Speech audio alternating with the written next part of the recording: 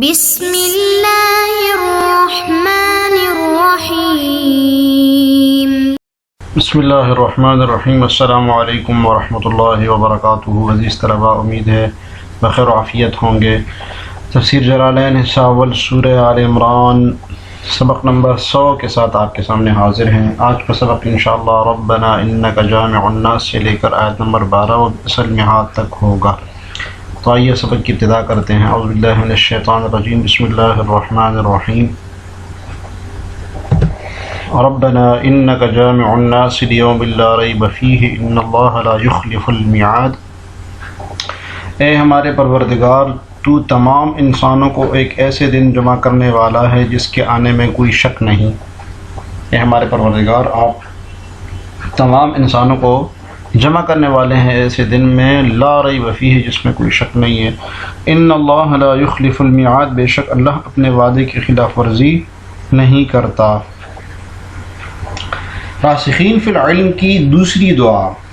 راسخین فی العلم نے پہلی دعا یہ مانگی تھی کہ ربنا لا تزغ قلوبنا بعد اذ ہدیتنا، استقامت کی دعا مانگی تھی، مستقیم رہنے کی دعا۔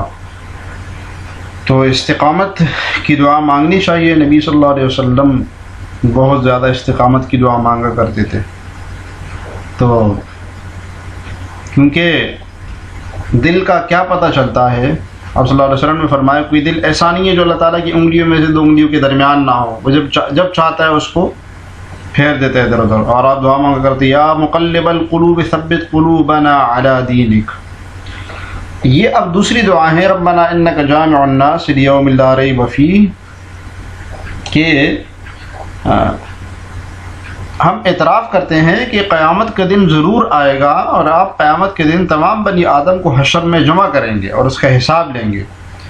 تو اشارہ ہے اس طرف کہ اللہ کے نیک بندے ہر وقت فکر آخرت میں لگے رہتے ہیں کہ خدا کے سامنے ہم نے حساب و کتاب دیکھنا ہے، وہی نظارے اس کے ذہن میں گھوم رہے ہوتے ہیں۔ تفسیر دیکھیے، یا ربنا انک جامع الناس، یہ یا منادا کیوں نکالا ہے، اس پر غور کیجیے عزیز طلباء۔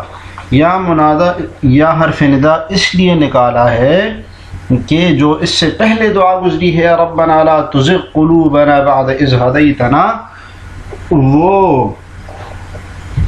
وہ ظاہراً بھی دعا تھی، اس لیے اس میں یا محذوف نہیں نکالا حرف ندا۔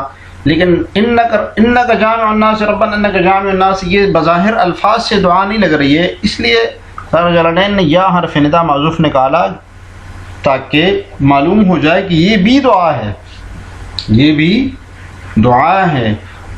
تو ربنا انک جامع الناس تجمعہم، آپ جمع کریں گے ان کو۔ جی اشارہ ہے کہ جامع الناس معنی یعنی مستقبل کے معنی میں ہے، فعل مضارع مستقبل کے معنی میں ہے۔ یومن ای فی یومن، یعنی ایسے دن میں لا ریب شک ریب شک کے معنی میں فیہ وہ یوم القیامت، مصداقی یوم، وہ کون سا دن ہوگا؟ قیامت کے دن ہوگا۔ فتجازیہم باعمالہم کما وعدت بذلک، تو آپ بدلہ دیں گے ان کو ان کی اعمال کا جیسے کہ آپ نے وعدہ کیا ہے۔ تتمیم واقعہ کہ اس دن کیا ہوگا جب لوگ جمع ہوں گے، اللہ تعالیٰ بدلہ دیں گے۔ ان اللہ لا یخلف الميعاد، بے شک اللہ تعالیٰ اپنے وعدے کی خلاف ورزی نہیں کرتے۔ موعدہ بالبعث، اس کا وعدہ کیا ہے؟ بالبعث، بحث بعد الموت، دوبارہ اٹھنا، یہ اللہ تعالیٰ کا وعدہ ہے۔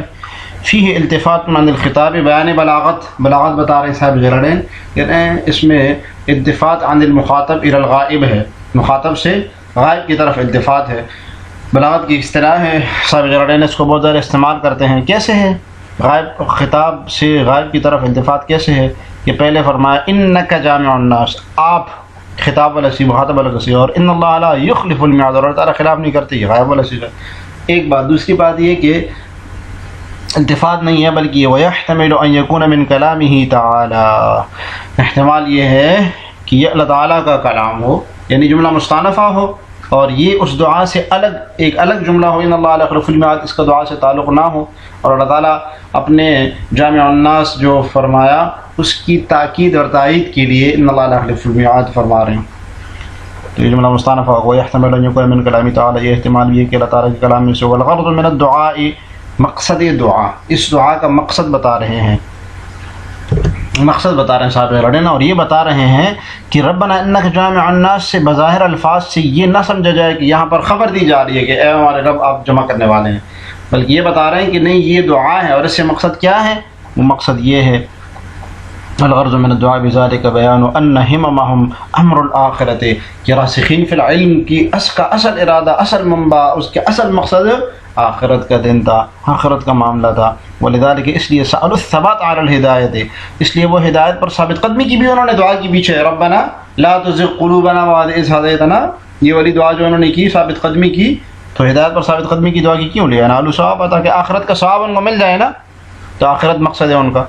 وروى الشيخان عن عائشة رضی اللہ عنہا قالت، یہ اس طرح یہ عبارت پڑھنے سے پہلے یہاں غور کیجئے کہ یہاں سے صاحب جلالین استدلال پیش کر رہے ہیں، دلائل پیش کر رہے ہیں اس پر جو کہ متشابہ میں لگ کر اس کا اتباع کرتے ہیں اور متشابہ کے پیچھے تغدو کر رہے ہوتے ہیں ابتغاء فی الدنیا.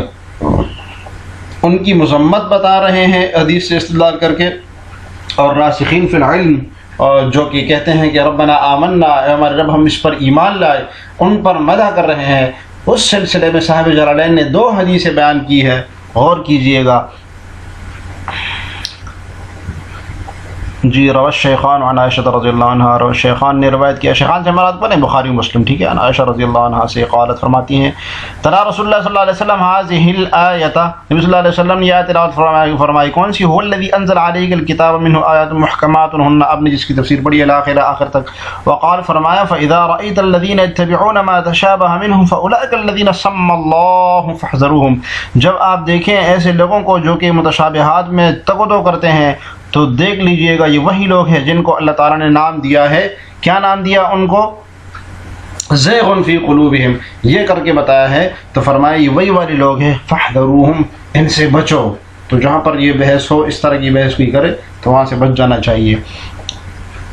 وروى الطبرانی فی الکبیر، اور طبرانی نے جو ہے نا اپنی کتاب میں اس کو ذکر کیا نبی موسیٰ الاشعری رضی اللہ عنہ، حضرت ابو موسیٰ الاشعری رضی اللہ عنہ کی روایت سے، انہ سمع النبی صلی اللہ علیہ وسلم، جو نبی صلی اللہ علیہ وسلم کو فرماتے ہوئے سنا، یقول ما اخاف علی امتی الا ثلاث خلال یا خصال، مجھے اپنی امت پر 3 خصلتوں کا، 3 عادتوں کا خوف ہے، مجھے اپنی امت پر 3 عادتوں کا خوف ہے.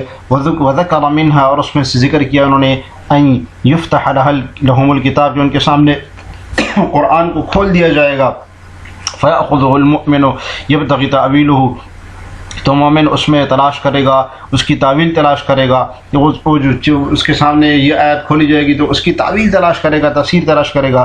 حالانکہ وَلَيْسَ يَعْلَمُ تَأْوِيلُهُ إِلَّا اللَّهُ، حالانکہ اس کی تعویل صرف اللہ تعالیٰ ہی جانتے ہوں گے. وَالرَّاسِخُونَ فِي الْعِلْمِ، اور لیکن جو راسخ فی العلم ہوں گے وہ کہیں گے، اس میں یقولون، کہیں گے آمنا بِهِ كُلٌّ مِّنْ عِندِ رَبِّنَا، ہم تو اس پر ایمان لائے، سب تو اللہ تعالیٰ کی طرف سے ہے.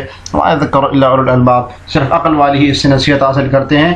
یہ تو ایک خصلت کا ذکر یہاں پر صاحب جلالین نے فرما دیا کہ مجھے 3 خصلتوں پر بہت خوف آتا ہے اپنی امت کا. اس میں سے ایک خصلت یہ ہے کہ وہ متشابہات کی تغدوں میں لگے رہیں گی، اس کی تفسیر اور تعویل ڈھونڈنے کی کوشش کریں گے. باقی 2 خصلتیں کون سی ہیں؟ جس طرح شاہ جلالین نے ان کا ذکر نہیں کیا. باقی 2 خصلتیں ہیں کہ میری امت کے پاس مال کی کثرت ہو جائے گی، وسعت ہو جائے گی، اور وہ ایک دوسرے سے حسد میں مبتلا ہو کر قتل و قتال کریں گے. اور تیسری خصلت یہ کہ ان کا علم بڑھ جائے گا اور اس سے ضائع کر دیں گے، اور وہ یہ سمجھے کہ ہم سے علم کے بارے میں پوچھا ہی نہیں جائے گا. آگے چلتے ہیں. الحدیث، یہ حدیث شریف ہے، ان الذین کفروا لن تغنی عنہم اموالہم ولا اولادہم من اللہ شیئا اولئک هم وقود النار. ترجمہ دیکھیے، حقیقت یہ ہے کہ جن لوگوں نے کفر اپنا لیا ہے، بے شک وہ لوگ جنہوں نے کفر کیا، لن تغنی عنہم اموالہم ولا اولادہم، اللہ کے مقابلے میں نہ ان کی دولت ان کی کچھ کام آئے گی، نہ ان کی اولاد، نہ ان کی مال اور نہ ان کی اولاد اللہ کے مقابلے میں کام آئے گی، شیئن کچھ بھی. وَأُولَئِكَ هُمْ وَقُودُ النَّارِ، اور یہ وہی لوگ ہیں جو آگ کا ایندھن بن کر رہیں گے. یہ وہی لوگ ہیں جو آگ کا ایندھن بن کر رہیں گے. جی ان آیتوں میں کفار کو تنبیہ کی گئی ہے کہ جس طرح فرعون، آل فرعون، دوسری قوموں عاد سمود وغیرہ ہو گئی، وہ کفر شرک میں لگ گئے اور اپنے انبیاء کو جھٹلانے لگے، تو اس طرح ان کے مال نے ان کو فائدہ نہیں دیا، نہیں بچایا، اس طرح ان کافروں کو بھی نہیں بچایا جائے گا. بعض حضرات نے کہا ہے کہ اس ان الذین کفروا سے مراد الذین کفروا سے مراد وہ نصرانہ کا نجران کے نصارہ کا وفد ہے، اس کے بارے میں ہے۔ بہرحال عموم بھی لے سکتے ہیں کہ اس سے عام کفار مراد ہے۔ تفسیر دیکھیے ان الذین کفروا لن تغنی تدفع، دفاع نہیں کر سکتے کیا چیز، انہم اموالہم ولا اولادہم من اللہ ای عذابہ، اللہ سے نہیں بچا سکتے، اللہ کے مقابلے میں کیا مطلب عذابہ، اللہ کے عذاب سے، ٹھیک ہے، تو مضاف معذوف ہے۔ شیئن اولئک هم وقود النار بفتح الواو، یہ وقود واو کے فتح کے ساتھ ہے، ما یوقد به، وہ چیز جس کے ذریعے آگ کو جلایا جائے، ٹھیک ہے، تو یہ آگ کا ایندھن بنیں گے، ایندھن کے ذریعے آگ کو جلایا جاتا ہے نا، تو فرمائیں یہ آگ کا ایندھن بنیں گے۔ كدأب آل فرعون والذين من قبلهم كذبوا بآياتنا فأخذهم الله بذنوبهم والله شديد العقاب۔ ترجمہ دیکھیے، ان کا حال فرعون اور اس سے پہلے کے لوگوں کے معاملے جیسا ہے۔ كدأب آل فرعون والذين من قبلهم، ان کا حال فرعون اور ان سے پہلے جیسے لوگوں کی طرح ہے۔ كذبوا بآياتنا، انہوں نے ہماری آیاتوں کو جھٹلایا۔ فأخذهم الله بذنوبهم، چنانچہ اللہ نے ان کو ان کے گناہوں کی وجہ سے پکڑ لیا۔ واللہ شدید العقاب، اور اللہ کا عذاب بڑا ہی سخت ہے۔ جی اسی کی تفصیل ہے، اسی کے ساتھ ہے دأبهم كدأب آل فرعون۔ جی ترکیب بتا رہے ہیں صاحب جلالین، اس طرح کی ترکیب غور سے دیکھا کریں۔